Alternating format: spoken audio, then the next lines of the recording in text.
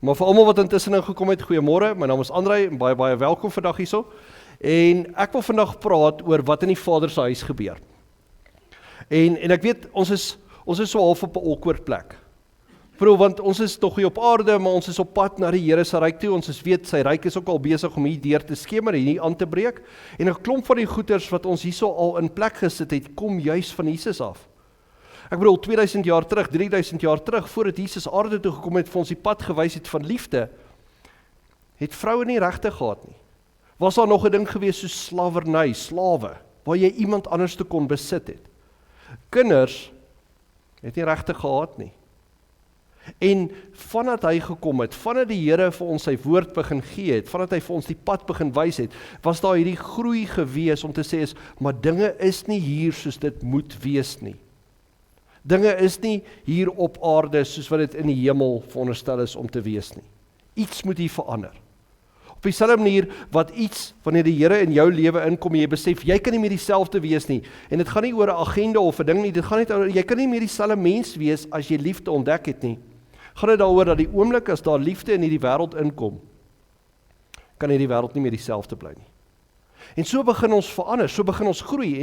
En ek bedoel, enigiemand wat nuus kyk, enigiemand wat enige plek connected is met enigiemand wat kinders het, enigiemand wat ouers het, enigiemand wat bekommerd is, weet, dinge is nog nie hier soos dit moet wees nie.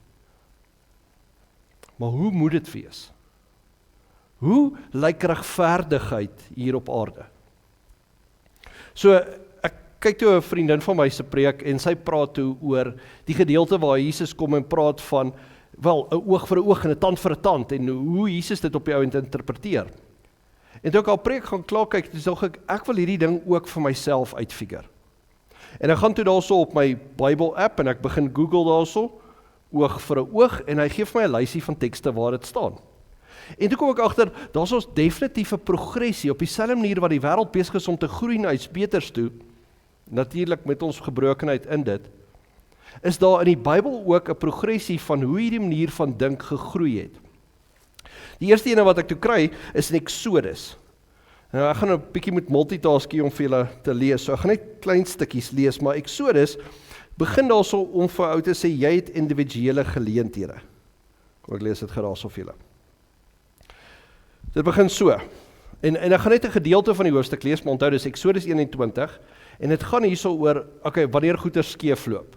So julle sal dadelik hoor, is in 'n ander tyd geskryf, in 'n ander wêreld geskryf, en is goed om dit in gedagte te hou. So ek gaan vir ons lees, Exodus 21 van vers 22 af.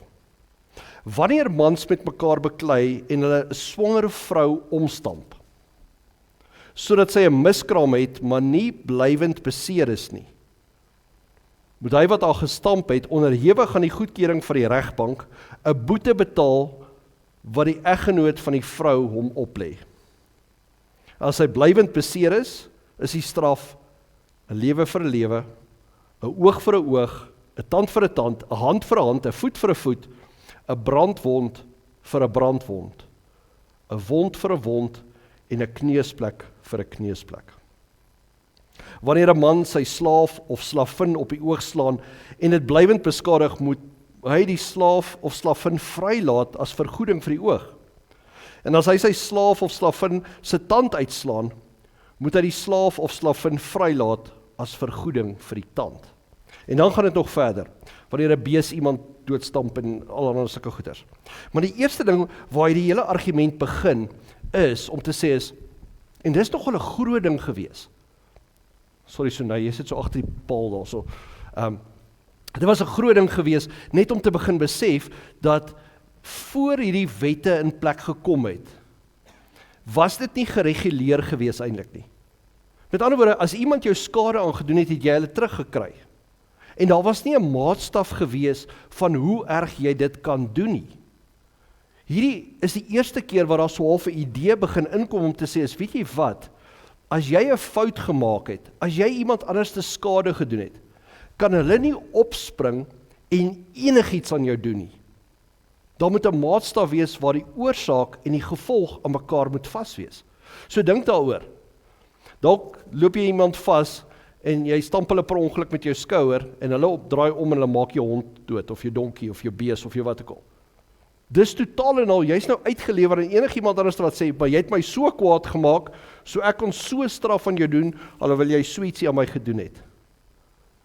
So interessant, mens dink altyd, oog vir 'n oog en 'n tand vir 'n tand, dis iets wat ons beskerm wat skade gekry het. Maar die ding begin eintlik op 'n ander plek. Dit begin by die een wat skade gedoen het, wat beskerm word. Om te sê, enige iemand kan nie net enigiets op jou lê, as jy 'n fout gemaak het nie. Die oorsaak en die gevolg moet redelik uitbalanseer ten minste, net om regverdig te wees. 'n Oog vir 'n oog en 'n tand vir 'n tand, 'n wond vir 'n wond. Jy kan nie net enigiets doen as iemand jou skade gedoen het nie. Oorsaak en gevolg moet gekoppel wees aan mekaar. En dit was in sy tyd 'n revolusionêre idee gewees. Ek bedoel, dink vir 'n oomblik daaraan dat jy in 'n wêreld gehad het waar enigiemand enigiets kon doen en as jy daarmee kon wegkom, as jy sterk genoeg was, as jy wreed genoeg was, as jy kundig genoeg was, kon jy enigiets aan enigiemand gedoen het. En daar was nie 'n verdere geregverdigheid soos mag maak, wat was dit? Krag maak, mag maak reg. Might makes right. Dis ek dink ek in Engels. Dit was die reël gewees in daai tyd. As jy iets kon doen, kon jy doen. En toe kom hierdie reël en sê, nee, oorsaak en gevolg moet gekoppel wees aan mekaar. Maar dan kry ons ook in die Bybel dat die ding verder geargumenteer word. In Levitikus, nou moet ek weer daar kom, Levitikus, vat dit 'n treukie in 'n ander rigting. Levitikus, is in Levitikus 24. En luister, hierso is al klaar weer 'n ding wat hy, hierdie hele idee net 'n treukie verder vat. Levitikus 24, ek gaan vir ons daar lees van vers 19 af. As iemand 'n medemens beseer, moet aan hom presies dieselfde gedoen word. As hy iemand se been gebreek het, moet sy been gebreek word. As hy iemand se oog beskadig het, moet sy oog beskadig word. As hy iemand se tand uitgeslaan het, moet sy tand ook uitgeslaan word. En dan moet aan hom gedoen word wat hy aan sy medemens gedoen het. En dan gaan dit ook weer verder, as jy iemand anders se dier doodmaak, dan moet jy dit vervang. So nou, kry ons in Levitikus, waar Exodus gaan nog en sê is, jy wat die fout gemaak het, word beskerm. Levitikus van dit bietjie aan die ander kant toe. En sê, nee, ons moet die slagoffers ook beskerm.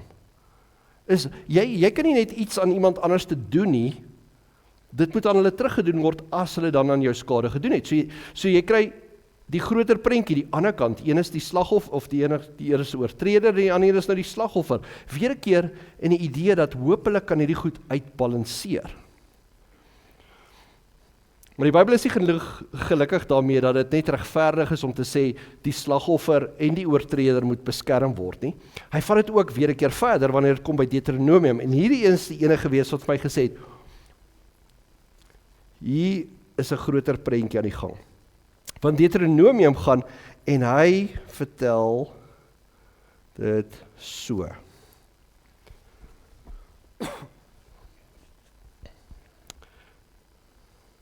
Deuteronomium 19 van vers 16 af. Want duidelik het ouens nou begin om hierdie ding te misbruik, want ons is mense. Net soos wat mense nog altyd die regstelsel misbruik. Dan begin hy sê, wanneer 'n kwaadwillige getuie iemand van ontrou aan die Here beskuldig, moet die twee mans wat in die saak betrokke is voor die Here verskyn, en voor die priesters en die regters wat aan diens is. Die regters moet die saak deeglik ondersoek, en as dit blyk dat die persoon wat sy volksgenoot beskuldig het 'n vals getuie is, moet hulle aan hom doen wat hy aan sy volksgenoot wou aandoen. So moet hierdie soort kwaad tussen julle uitgeroei word. Die ander mense sal daarvan hoor en bang word, en hierdie soort verkeerde ding sal nie weer tussen julle voorkom nie. En dan gaan dit selfs verder. Jy mag so 'n persoon nie genade betoon nie. 'n lewe vir 'n lewe, 'n oog vir 'n oog, 'n tand vir 'n tand, 'n hand vir 'n hand, en 'n voet vir 'n voet. So Deuteronomium sit 'n ander dimensie by. Exodus gaan en sê is, jy wat 'n fout gemaak het, moet beskerm word. Levitikus gaan en sê is, ja, maar jy wat skade gely het, moet beskerm word. En Deuteronomium gaan en sê is, maar jy wat die reg wil manipuleer, om vir ander ouens te beskuldig van iets en so hulle eintlik die wette gebruik as 'n stok om hulle mee by te kom, dit wat jy aan hulle wou doen, word dan op die einde van die dag aan jou gedoen. Daar's 'n groter dimensie. Jy kan nie hierdie ding manipuleer en jy mag dit nie manipuleer nie, want God is 'n regverdige God. En hierdie goeders gaan, dit loop, dit was evolusionêr gewees op 'n tyd, revolusionêr gewees, die hele konsep daarvan, dat geregtigheid nie net geleë is in mag nie, maar in 'n konsep van regverdigheid. Daar's net natuurlik een probleem. Die Jode het hierdie wette gehad, hulle het hierdie goeders gehad vir duisende jare, geloof met dit, probeer leef met dit, maar so elke nou en dan kom daar 'n wêreldryk en verower hulle. En dan kry jy 'n nuwe regering, 'n nuwe ryk. Die Persiërs kom, die Persiese ryk kom en neem hulle oor. Die Babiloniërs kom en neem hulle oor. Die Grieke kom, neem hulle oor. Die Romeine kom, neem hulle oor. En elke keer wanneer daar 'n nuwe ryk kom en hulle oorneem, dan bring hierdie nuwe ryk hulle eie reëls saam en sit dit bo op die ander wette. En dit was problematies geweest. Sien, party van hierdie ryke was rustig geweest. Hulle het gesê, weet jy wat, doen wat julle doen, gaan aan, bestuur julle self, hou julle eie wette en al daai goeders, al wat ons soek is, ons soek belastinggeld. Gaan julle net aan, ons soek hierdie geld. Ons soek kos en belasting. Dis al wat ons by julle soek. Maar ander het meer aktief betrokke geraak in die bestuur van daai land, van die Jode. En dan kom hulle sê sulke goeders soos, ja, weet jy wat, ons soek die belasting en ons soek die geld en die kos en die goeders, maar hier is die stel wette wat daar is. Hier is die reëls wat bykom wat ons wette is. En in die tyd wat Jesus besig is om op aarde te leef en te verduidelik hoe hy dit verstaan, is sy manier van dink direk in konflik met die Romeinse manier van dink van daai tyd. Kyk, die Romeine het gegaan en gesê, ja, al die regverdigheid goeders, dit maak vir ons sin, gaan aan met dit. Maar as jy 'n Romeinse burger is, het jy spesiale regte wat ander mense nie het nie. Want dit gaan op die einde van die dag oor, ons moet hierdie Romeinse ryk wat nou vrede gebring het in julle land, wat julle verower het en toe vrede gebring het, die Romeinse ryk moet tog maar voortbestaan. So met ander woorde, daar's 'n klomp goeders wat jy kan doen as 'n Romeinse burger, wat jy as 'n Joodse burger, 'n Israeliet, nie gehad het nie. Jy het regte wat jy het nie noodwendig regte gehad daar nie. Waar die Romeinse soldate en burgers het. Nou dit klink bietjie vreemd, klink onregverdig. Ek bedoel, nou hoekom kan jy sekere voordele hê as gevolg daarvan dat jy 'n Romeinse burger is, wat jy nie het nie as jy 'n Joodse burger is? Maar ons leef met dit elke dag nog steeds. Selfs hier in Suid-Afrika is die manier wat ons dink is dat regverdigheid kom met 'n sterretjie. Ek bedoel, ons sit met ons eie land sulke goeders beleid wat sê, wel, daar was 'n apartheid tyd gewees, waar sekere mense bevoordeel is en ander benadeel is. En omdat ons wil hê dinge moet regverdig wees, sit die sterretjie by regverdig, beteken dit nou gaan jy goeders moet hê soos BEE en regstellende aksie en al hierdie goeders. Op die einde van die dag gaan regverdigheid nie net oor die individu nie, maar oor die sisteem. Die sisteem moet op die einde van die dag uitbalanseer. Selfs al is dit nou bietjie onregverdig teenoor jou as individu, ten minste in die groter prentjie balanseer dinge uit. Dis daai tipe wêreld waarin Jesus kom praat. En dis wat hierdie gedeelte so relevant maak, want as Jesus praat, is daar hierdie ongelykheid om te sê, alles kom met 'n sterretjie. En dan begin Jesus praat, en ek wil vir julle net hierdie gedeelte lees in Matteus 5, wat hy dan op die ou end sê. Want dit is rebelse woorde om die minste te sê. Hy gaan so, dit gaan Matteus 5, dis in sy preek, die bergrede, eerste preek wat Jesus gee. So dit is amper soos 'n manifesto van waar ek sien die koninkryk van die Here, hoe daai reëlstelsel, hoe lyk dit in die Vader se huis, begin Jesus praat. En dan begin hy en hy sê 'n klomp goeders, gelukkig is hulle wat hartseer is, gelukkig is hulle wat honger en dors vir geregtigheid is, al die goeders wat ons ken van die bergrede, hoe Jesus begin. En dan kom hy in vers 38 by hierdie stukkie. Vergelding. En dan sê Jesus, julle het gehoor dat daar gesê is, 'n oog vir 'n oog en 'n tand vir 'n tand. Maar ek sê vir julle, moet julle nie teen kwaadwillige mense verset nie. As iemand jou op die regterwang slaan, draai ook die ander wang na hom toe. As iemand jou hof toe wil vat om jou onderklere te eis, gee vir hom ook jou boklere. As iemand jou dwing om sy goed 1 kilometer ver te dra, dra dit vir hom 2 kilometer. Gee aan hom wat iets van jou vra, en moet hom wat van jou wil leen, nie afwys nie. Ok, so hier's konteks. Vir ons klink dit soos, ok, buig net agteroor, gaan net verder. As iemand 1 kilometer wil hê, gaan nog 1 kilometer. As iemand jou onderklere wil hê, gee vir hom jou hemp en jou broek ook. As iemand jou slaan, gee die ander wang ook. Dit klink so of, wees maar net die slaansakkie so, wees die ene wat net altyd akkommodeer. Maar die situasie is bietjie interessanter as dit. Sien, in daai tyd, as jy iemand geslaan het op 'n wang, het jy dit gedoen op 'n sekere manier, waarskynlik met die agterkant van jou hand op die regter of die linkerwang. So deur jou ander wang te draai, dwing jy hom om met jou plathand ook te slaan. Met ander woorde, jy kon slawe geslaan het op 'n sekere manier om te sê, ek slaan jou hierso, want ek het geen respek vir jou nie, maar die oomblik as jy die ander wang draai, beteken dit, hy moet jou slaan soos 'n gelyke, nie soos 'n slaaf nie. So Jesus, sy argument is half is juis, moenie 'n vloerlap wees nie, moenie laat iemand jou, hy kom weer terug na daai idee toe van, moenie dat iemand jou net misbruik nie, jy het regte, selfs in hierdie situasie waar jy uitgelewer is aan 'n stelsel wat eintlik vir die individu onregverdig is, het jy nog iets om te doen. So as iemand jou klap, geef hom jou ander wang dat hy jou weer 'n keer kan klap, maar hierdie keer as 'n gelyke ten minste. Vat die nok en vat dit 'n tweede keer sodat jy op die einde van die dag as 'n vryman daar kan staan en nie as 'n slaaf nie. As iemand jou klere by jou eis, en hulle kan dit doen. Ek het vir jou gesê, gee daai goeders, kom, maar ons wil jou nou nie skande steek nie. Sê, maar weet jy wat? Gee jou boklere ook, sodat daai mense moet daar staan en sê, ja, okay, maar dis nie presies wat ek van jou gevra. Ek het nie bedoel om jou in die skande te steek hier nie. Ek het nie probeer om jou te laat kaal lyk nie. Maar tree op 'n manier op wat wys wat besig is om te gebeur. Jy is besig om my goed te vat. Jy is besig om my kaal uit te trek. En doen dit so ekstra trekkie, juist sodat ander mense kan sien wat besig is om te gebeur. Hierdie is nie regverdig nie. Doen dit op 'n manier wat so half wys, maar wat nou gebeur is eintlik onregverdig. Maar die beste voorbeeld is dalk daai ding van 1 kilometer en 2 kilometer stap. In daai tyd gewees het, jy kon iemand geskonskrip het ons nou. Jy kon iemand gesê het is, kom, vir die Romeinse Ryk moet ek jou nou hierso sê, jy moet my goed 1 kilometer dra.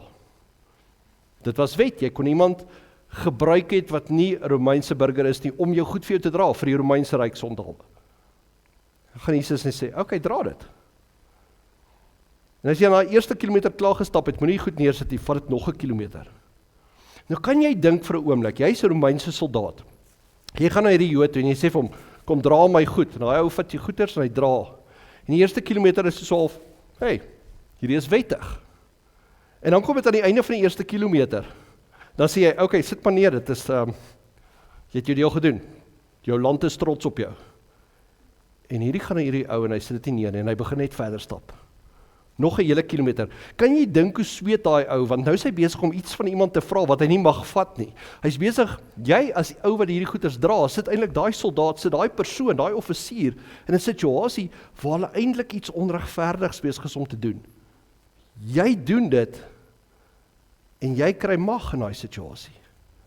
Ek kan sommer net dink aan die einde van daai tweede kilometer is daai ou soos, nee, sit net neer, sit dit maar net liewers neer, sit net neer. Nee. Want ek bedoel, hulle kan in die moeilikheid kom as hulle iemand gevra het om 'n ding 2 kilometer te dra in plaas van 1. En ek dink dis die eerste ding waar Jesus besig is om revolusionêr op te tree. As hy sê, draai die ander wang, stap 'n ekstra myl, ekstra kilometer, is hy nie besig om te sê, wees 'n pushover en 'n vloerlap nie. Hy sê, besef, jy is in 'n onregverdige situasie. Jy is in 'n stelsel wat nie regverdig is teenoor jou nie. Maar onthou net, al is dit onregverdig, is jy nie magteloos nie. Jy is nog steeds iemand. Jy is nie 'n funksie nie. Jy's 'n mens, jy het waarde. Jy is nie net daar om misbruik te word nie. Jy beteken nog steeds iets, selfs al is die stelsel teen jou opgestel. En ek dink dis die ding wat ons baie keer vergeet. Ons dink baie keer, Christendom beteken daaroor dat jy moet nou maar vat en dan moet jy nog vat. Jy moet uitgebuit word en dan moet jy nog uitgebuit word. Dit is eintlik asof Jesus wil sê vir ons, in die proses wat jy uitgebuit word deur 'n stelsel, moenie dat hierdie stelsel jou waarde steel nie. Moenie vergeet jy is iemand nie. Jy beteken iets. Jy het waarde. En selfs al is jy magteloos, het jy mag. Nog steeds. Selfs in jou situasie. So ek het hierdie ding toe gekyk en ek dink toe, dit is 'n sterk boodskap. Maar is dit wat Jesus eintlik besig is om te doen? Hierdie ou wat met 'n politieke strategie kom om te sê, is ons Jode wat platgedruk word en klein gehou word. Leef op so 'n manier dat ons die Romeine kan terugkry, net so half bietjie bewerig vir ons kan maak. Wees besig met 'n silent revolt, 'n opstand teen hierdie magte wat net vir ons sê, ons is dalk onderdruk, maar ons is nie vernietig nie. Dit lyk so, behalwe vir een ding. Jesus is die seun van God. Hy is die ene wat self na ons toe gekom het om iets van sy ryk hier te kom deel. Hy het nie net gekom bloot oor politieke redes nie. Hy is nie 'n politieke, hy het dalk 'n politieke dood gesterf, maar die boodskap wat hy gebring het is baie meer as politiek gewees. Hy het vir ons iets kom verduidelik van hoe lyk dit in die Vader se huis, in God se ryk. So ek vat toe hierdie hoofstuk verder en ek dink, laat ek net probeer, want baie keer as ek die Bybel lees en ek probeer wat 'n stukkie beteken, as ek dit probeer verstaan, is een van die beste maniere om uit te figure wat 'n stukkie beteken is, om net te lees wat voor en na, wat in die res van die hoofstuk gebeur. So, goed, Matteus 5 oor vergelding, ons het nou hierdie oog in 'n oog en 'n tand vir 'n tand gelees, maar voor dit kry jy sulke goeters soos oor egskeiding. Daar is gesê, elkeen van julle wat sy vrou wil skei, moet haar 'n skeibrief gee, maar ek sê vir julle, elkeen wat van sy vrou wil skei, behalwe oor oorspel, maak dit sy egbreekplek, en iemand wat met die geskeide vrou trou, pleeg ook egbreek. Met ander woorde, dit gaan nie net oor, jy kan net skei as jy lus het vir skei nie. Jy kan nie net iemand bespreek en dan los nie. Oor die aflê van 'n eed, verder het julle gehoor, dat daar van die oudheid af van mense gesê is, jy mag nie 'n eed verbreek nie, en 'n eed in die naam van die Here moet jy nakom, maar ek sê vir julle, moet glad nie 'n eed aflê nie. Nie by die hemel nie, want dit is die troon van die Here, troon van God, en nie by die aarde nie, want dit is die rusplek vir sy voete, en nie by Jerusalem nie, want dit is die stad van die groot koning. Jy moet ook nie jou kop op die spel plaas as jy 'n eed aflê nie.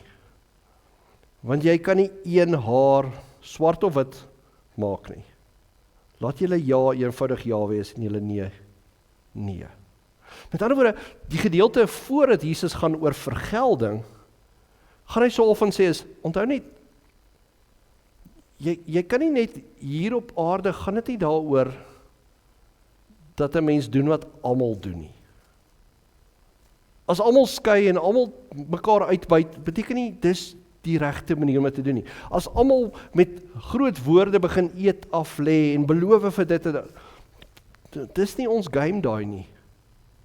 En dan praat hy hierdie ding van vergelding, wat hy sê van, as jy oog vir oog en 'n tand van, maar ek sê vir julle, doen nie ekstra, geef hulle alles. En dalk die gedeelte wat dit regtig in perspektief plaas, is die ding wat net daarna kom. Nadat hy gepraat het van, doen nie extra myl, draai die ander wang, geef hom jou boklere en jou onderklere. Staan nou hierdie. Julle het gehoor dat daar gesê is, jou naaste moet jy lief hê en jou vyand moet jy haat. Maar ek sê vir julle moet julle vyande lief hê. En julle moet bid vir die wat julle vervolg. Sodat julle kinders kan wees van julle Vader in die hemel. Hy laat immers die son opkom oor slegtes en goeies. En hy laat reën oor die wat reg doen en oor die wat verkeerd doen. As julle net die lief het wat julle lief het, watter loon kan julle dan nog verwag? Maak die tollenaars nie maar net ook so nie. En as julle net julle broers groet, wat doen julle meer as ander? Maak die heidene nie ook maar net so nie. En dan sy argument op die eind. Wees julle dan volmaak, soos julle hemelse Vader volmaak is. Nou hierso gooi hy die kar nou weer om. Wat ek bedoel, om te praat van Jesus wat op die einde van die dag hierdie politieke boodskap het vir ons wat onderdruk was, om te sê, moenie laat hierdie goeders jou waarde steel nie. Staan op vir jouself, al buig jy die knie. Dit klink nog maklik, maar dan kom Jesus by, okay, maar jy moet jou vyande lief hê. Jy moet meer wees. Jy moet die ouens wat jou vervolg, moet jy voor kan bid. So, kom ons pos net vir 'n oomblik. En vra, in watse wêreld is dit moontlik? In watse wêreld is dit moontlik dat jy vir mense wat jou skade doen, kan vergewe en kan lief hê?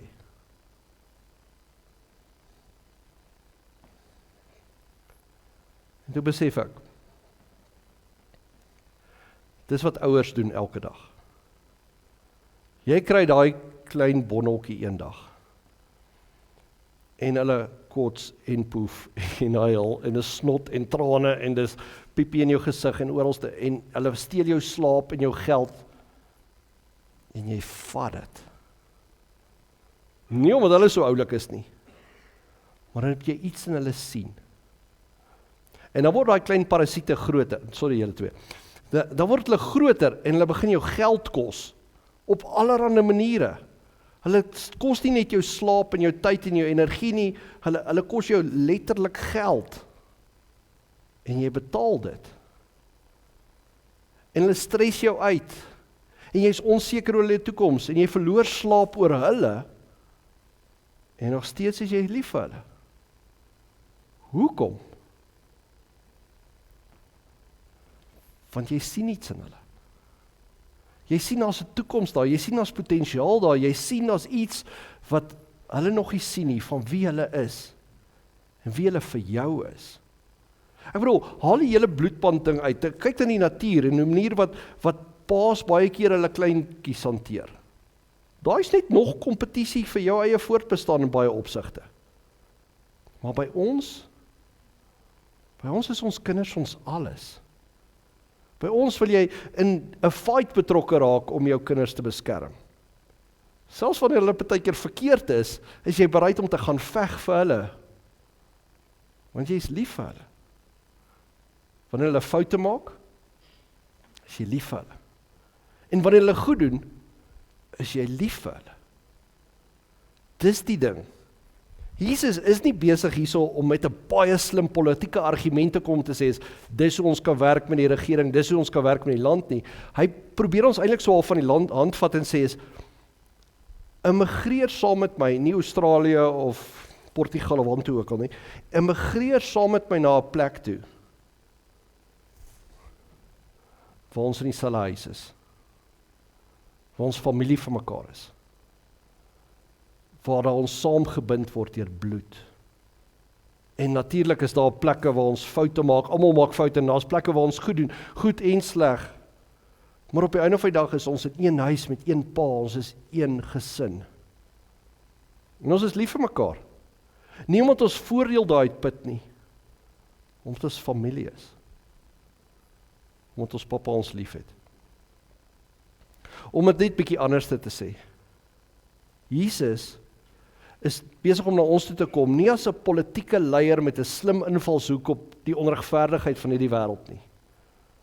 Hy is besig om na ons toe te kom as 'n ambassadeur, as 'n vader, wat vir ons sê, kom bly in my land. Kom bly in hierdie wêreld waar dit nie gaan oor wat jy verdien nie, maar juis oor hoeveel jy kry wat jy nie verdien nie. Want God is lief vir jou. Laat die groot ding wat ons dryf, nie regverdigheid eers wees nie, maar liefde. En ek dink dis die uitnodiging vir ons hier op aarde. Is om verby die idee te kom van, wat maak my skade, hoe word ek beskerm, hoe word die slagoffer, of die een wat skuld het, hoe is dit regverdig? Te begin immigreer na 'n plek toe waar jy sê, hoe is dit regverdig dat Jesus vir my in 'n kruis kom sterf het, my skuld betaal het? Hoe is dit regverdig dat hy wat onskuldig is, bloed gesweet het en spykers deur sy hande geslaan is, in 'n kruis gehang het vir my wat baie keer eers vergeet om te bid? Hoe is dit regverdig dat God al hierdie dinge doen vir my? En weg te kom van die konsep van regverdig af. En uit te kom by die konsep van liefde. Ek dink dis die uitnodiging. Dis die uitnodiging, dit is wat vandag waar ons Vadersdag gedenk, dis hierdie oomblikke waar ons sien wat mense gee van hulle self en bereid is om op die spel te plaas, so hulle gee, nie omdat hulle iets terugkry nie, maar omdat hulle het om te gee, want dis wie hulle is. Dis daar waar daai wêreld inbreek hierso. En ons herinner dat die grootste ding is nie regverdigheid nie, maar liefde. As jy hierdie week ingaan, net soos ek, gaan daar 'n klomp goeters wees wat om jou gebeur, wat jou kwaad het en gaan krap, juis omdat dit so onregverdig is. Maar as ons liefde, as ons Jesus se woorde saam met ons vat liefde saam met ons, is die vraag wat ons gaan vra, nie wat is reg nie, maar wat sou liefde in hierdie situasie gedoen het? Wat sou God gedoen het met my, wanneer ek hierdie foute gemaak het? Dis waar die skuif kom. Weg van regverdigheid af, na liefde toe. Kom ons vat 'n oomblik, ons bid saam. Almagtige Here, baie dankie dat U 'n God is, wat nie net vir ons reëls gee, wat die oortreder beskerm en die slagoffer beskerm, en die samelewing beskerm nie. Dankie dat U vir ons meer as dit gee. Dat U nie vir ons reëls gee nie, maar U self gee. Dat U nie vir ons beginsels gee nie, maar liefde gee. Help ons asseblief, Here, om iets daarvan ook saam met ons te vat hierdie week, en saam met ons te hou, wanneer ons juis gekonfronteer word met die onregverdigheid van hierdie lewe. Laat ons antwoord meer is, as net beginsels en idees. Laat ons antwoord iets van U wys. Iets van 'n Vader se liefde. In naam bid ons dit saam. Amen.